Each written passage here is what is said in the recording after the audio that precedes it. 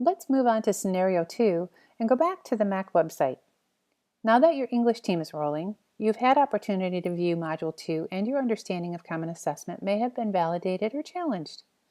And you wanted another project. You realize that your Social Studies group has a different definition of Common Assessment altogether. The World History teacher, who teaches multiple sections of the same course, provides all students with the same assessment at the marking period, calling this practice Common Assessment. This teacher's benchmark assessment isn't the same as the other World History teachers in your district. In fact, they have all developed their own 9-week test. Whether this is your only World History teacher, or if your district has multiple teachers in this discipline, this doesn't align with the definition of Common Assessment. After launching a survey, you find all Social Studies teachers have the same view of Common Assessment. So what is your first task as you address this department? What questions do you want them to answer? As we review the topics listed on the website, what becomes the focus for this group? Which resources match their first steps in moving forward? We will begin again with the implementation guide to plan your meeting and clarify your activities and guiding questions. Also, organize the resources from the modules and determine how they will work with your group. It may be a good idea to collect your teachers' assessments in advance to guide how you will have your department work together. You may notice that this plan looks the same as Scenario 1, starting with Module 2 and then on to Modules 8 through 11. The use for these resources will differ in their focus, however. First, have your team define Common Assessment together based on the Module 2 model. This will be the critical piece that determines their future work.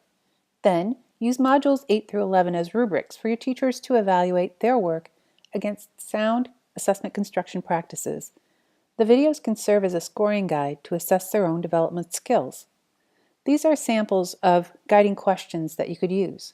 How well constructed are the items in your tests? Is there consistency within the item? Are there redundancies? Are questions too difficult or too easy? Does the team need to start over? As mentioned in Scenario 1, you will eventually want your team to complete the 24-module series. Scenario 3 has us back at the Common Assessment modules again.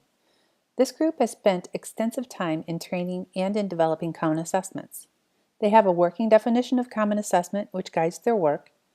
The assessments are administered to students at specific intervals throughout the school year, and the percentages are applied to student grades for the academic term. Staff have also begun to use the results as a part of their educator evaluation, showing student growth throughout the term. So what's lacking? There hasn't been an intentional use of assessment data to evaluate how assessments are going within the disciplines.